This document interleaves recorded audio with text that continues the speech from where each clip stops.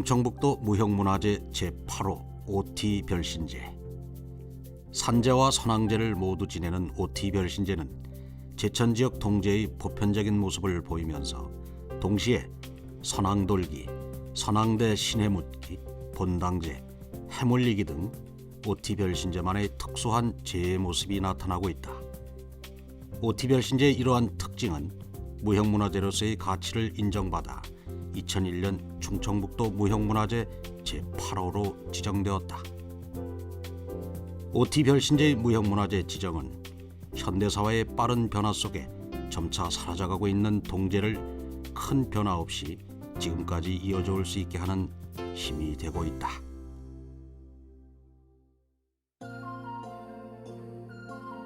다섯 고개가 감싸고 있는 마을, 제천시 수산면 오티리. 오티는 마을 주위에 다섯 고개가 있어서 붙여진 이름이다.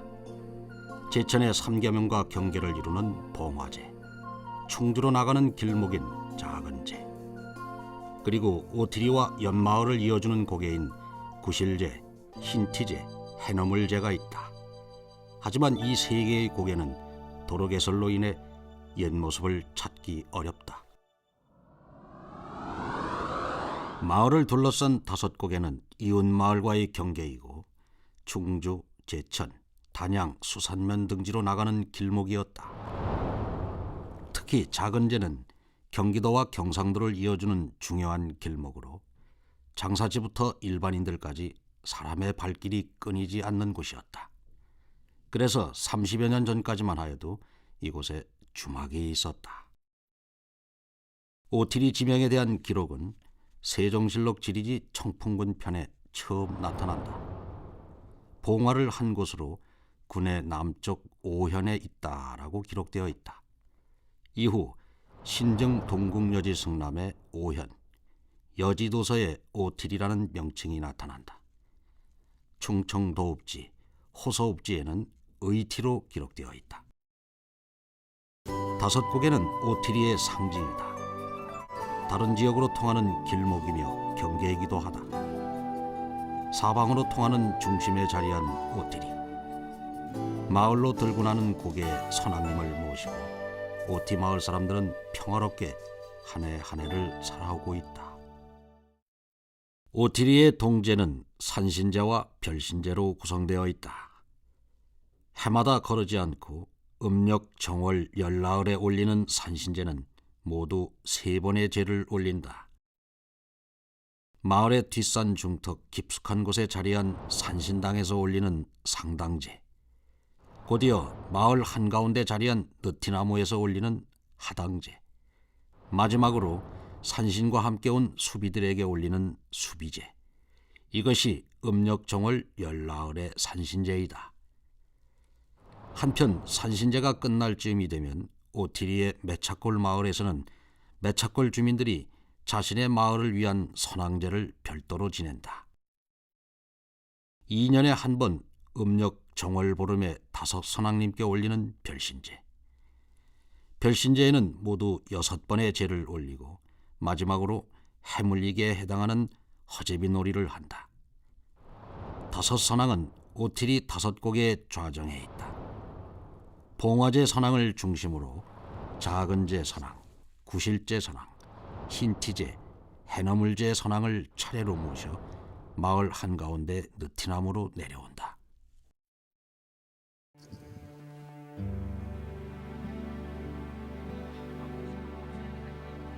한 해살이를 마무리하는 음력 섣달 금음, 소복히 쌓인 눈을 헤치며 봉수산 꼭대기 봉화제로 향하는 오티리 사람들이 있다. 맨몸으로 오르기에도 쉽지 않은 길을 짐을 메고 묵묵히 정상을 향한다.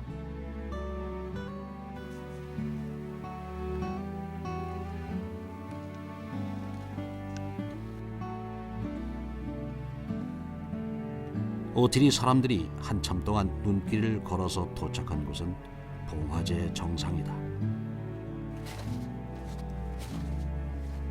오티리 다섯 고개의 선앙 중 가장 높은 선앙을 모시고 있는 곳이기도 하다. 한 해가 끝나는 마지막 날, 음력 섣달 금음이 되면 오트리 사람들은 이곳을 찾는다.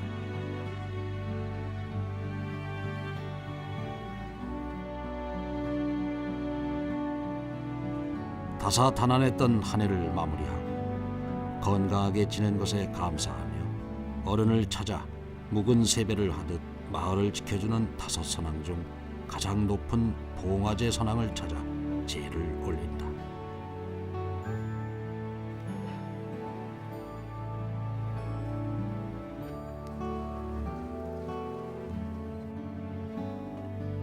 다섯곡에는 오티리의 신앙에 큰 영향을 주었고 지금도 마을 사람들은 그 믿음을 지켜가고 있다.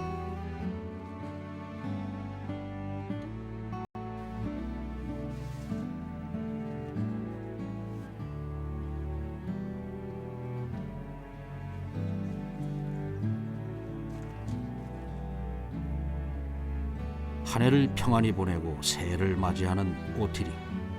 새로운 1년 역시 마을을 지키는 신께 정성을 올리며 시작한다. 새해를 맞이하고 오티리에서 만동회가 열렸다. 날이더라고요, 원숭이 날.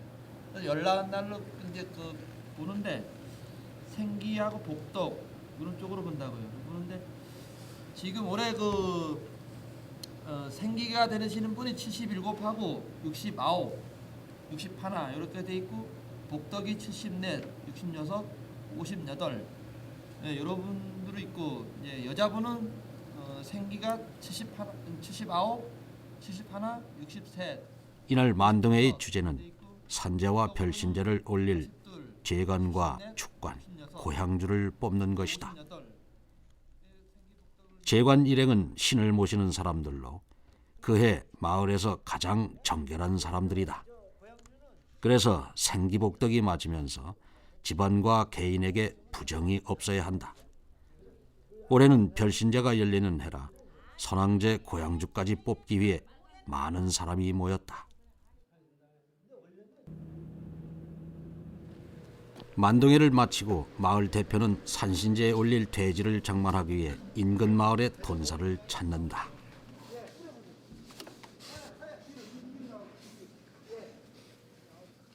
돼지는 교미 경험이 없고 거세하지 않은 수태지여야 한다. 돼지 어릴 때 와서 낙점을 해놓는다고. 요거 이제 우리가 가져갈 때께로 거절하지 말아달라고. 그러면 여기 이제 사장님이 그 돼지는 우리가 고사 쓸 거니까 이제 이 거절 안 하지. 안 하고 이제 키운다고. 그래 나머지 다른 돼지들은 다 거절하니까 우리가 쓸 돼지가 없잖아. 이렇게 미리 와서 말씀을 드려야 돼. 재관과 축관, 고향주로 선출되면 제의를 앞두고 사흘 동안 금기를 지켜야 한다. 이들은 제일 먼저 금주를 꽈서 대문에 친다. 금주를 만들 땐 정한수를 사용해 손에 침을 바르는 일이 없도록 하며 꼬는 방법도 평소와 달리 왼쪽으로 꽈야 한다.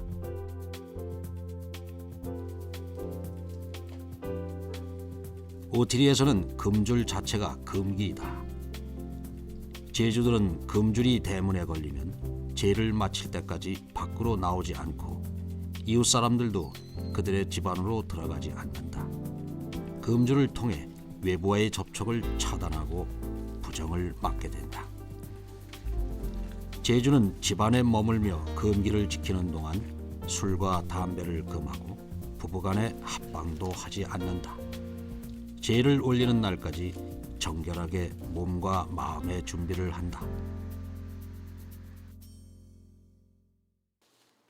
제에 필요한 것들은 마을 사람들이 함께 준비한다. 농악대의 곡가를 새로 만들기 위해 보존회관에 모였다. 종이를 자르고 깔끔하게 접어서 곡가를 장식하는 꽃을 만든다.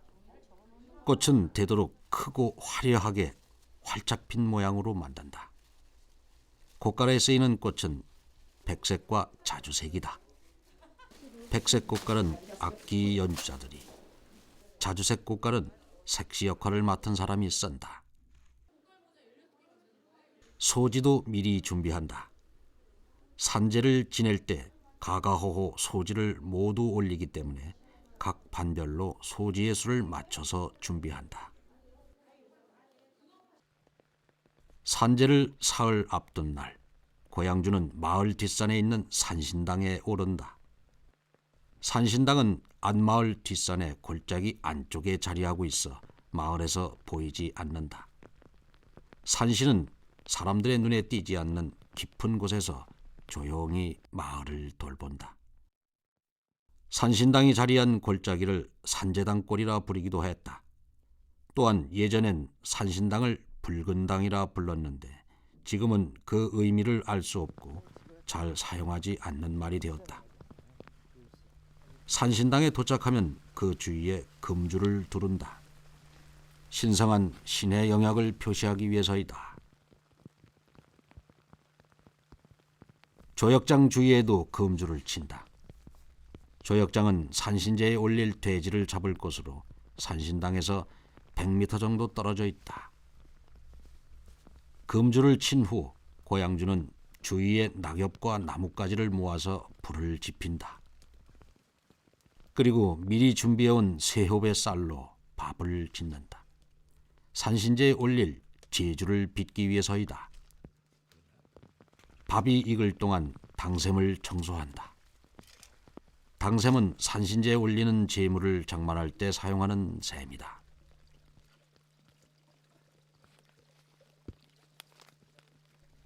고여있는 물을 퍼내고 깨끗이 품는 것이 중요하다.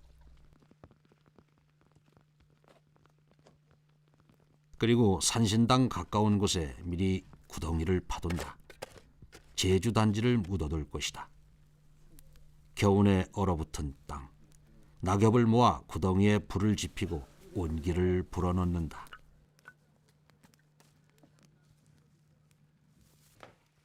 산신은 오티리의 마을신 중 최고신이다. 산신당 내부는 제물을 올릴 제단이 마련되어 있으며 산신을 상징하는 위패나 그림은 없다. 밥이 다 되면 누룩을 섞어 제주를 빚는다. 제주를 빚는 동안 고양주는 말없이 경건한 자세와 마음을 유지한다.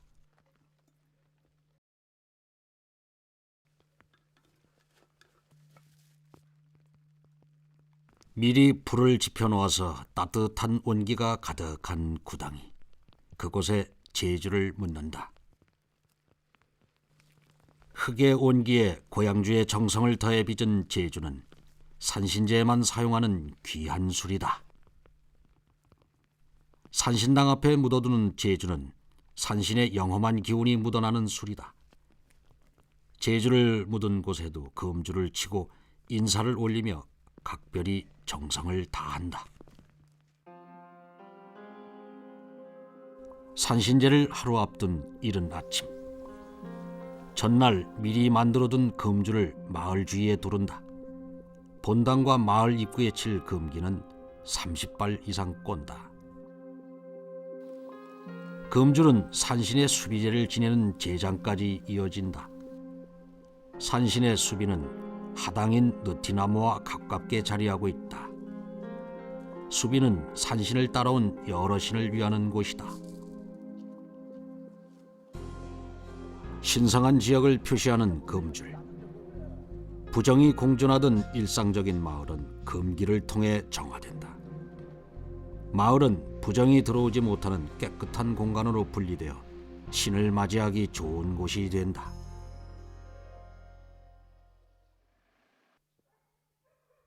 (2년에) 한 번씩 치르는 선왕제를 앞두고 마을의 젊은이들에게 막중한 임무가 주어진다.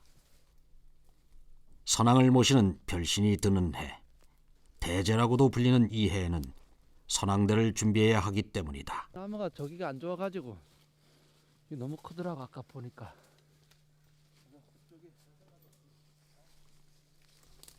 선왕대는 선왕신에게 신의 뜻을 묻는 도구로 신이 강림하는 대이다. 좌우에는 안 크죠? 선왕대를 고르는 것은 여간 정성이 필요한 일이 아니다. 이거 형 어때? 이거 좀 꺾었던 게 보기에는 어때? 좋다고.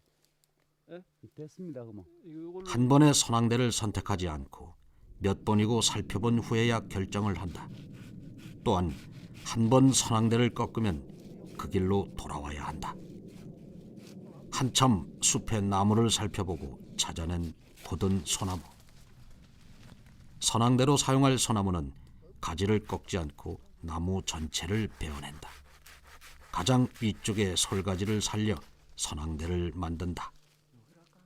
선앙대를 조심스레 마을로 가지고 내려간다. 선앙대는 1m 50cm 정도로 곧게 뻗고 솔가지가 풍성한 나무이다. 선앙대는 소지를 묶어 본당에 세워둔다. 소지는 선앙께 드리는 패백이며 정결함의 표현이다.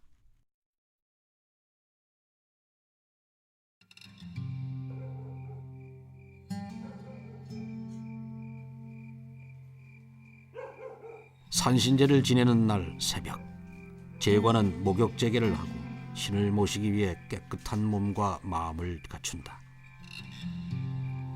예전엔 제관으로 선출된 당일부터 금기를 지켰지만 지금은 여러 사정으로 인해 산신제를 올리기 전 사흘간 금기를 지키고 있다.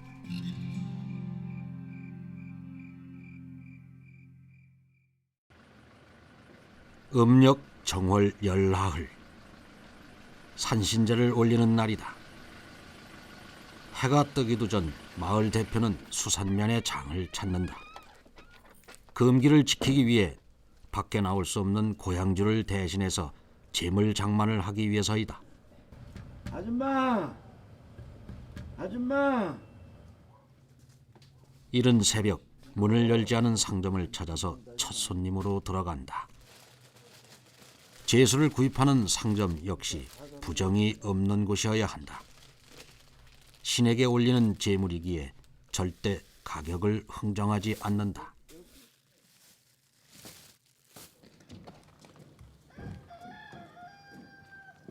구입한 제수 물품은 보존회관으로 가지고 온다. 산신과 5고개의 선앙, 그리고 매차골 선앙과 본당의 몫으로 제수를 각각 나눈다. 해가 밝은 후 산신제와 선앙제 각 고향주 집을 찾는다. 떡을 찌기 위한 쌀을 거두어 드리기 위해서이다. 고향주들은 전날 쌀을 불려 준비해 놓는다. 마을 대표가 고향주들의 집에서 거둔 쌀을 가지고 수산면에 있는 제분소를 찾았다. 예전엔 집집마다 쌀을 모았으나 현재는 각 고향주 집에서만 쌀을 거두어 드리고 있다. 제분소에 다녀온 마을 대표 일행은 곧장 산신제 고향주의 집을 찾아 쌀가루와 제수 물품을 전한다. 물품을 확인하고 고향주 부부는 제물 준비에 들어간다. 산신제에 올리는 떡은 백설기이다. 신에게 바치는 가장 중요한 떡으로 깨끗한 하얀 색깔이다.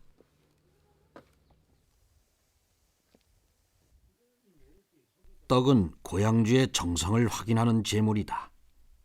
떡을 찌는 동안 고향주 부부는 말을 삼가고 화장실에도 가지 않는다. 심지어 방 안에 사람이 누워있기만 해도 떡이 설익는다고 한다. 떡이 익는 동안 다른 제물을 준비한다. 어탕은 북어를 사용하여 끓이는데 신께 올리는 제물이므로 간을 보지 않는다. 제물은 산신께 올리는 귀한 음식으로 신이 흡족히 받아들일 수 있도록 정성과 마음을 담아 극진하게 준비한다. 회관 앞에 모인 사람들은 해물리기를 할 때 사용할 허제비를 만든다. 능숙하게 허제비를 만드는 손길, 솜씨 좋게 짚을 꼬아서 사람의 형태로 만든다. 허제비는 남녀의 특징을 표현하여 한 쌍을 준비하는데 남자 허제비는 상투를 틀고 남근을 달고 여자 허제비는 가슴과 배를 볼록하게 한다. 떡이 잘 익었는지 살펴보는 고향주. 신께 바치는 제물이므로 잘 익었는지 찔러보거나 맛보지 않는다. 지게에 다른 재물과 떡시루까지 올리고 나면 모든 준비는 끝났다.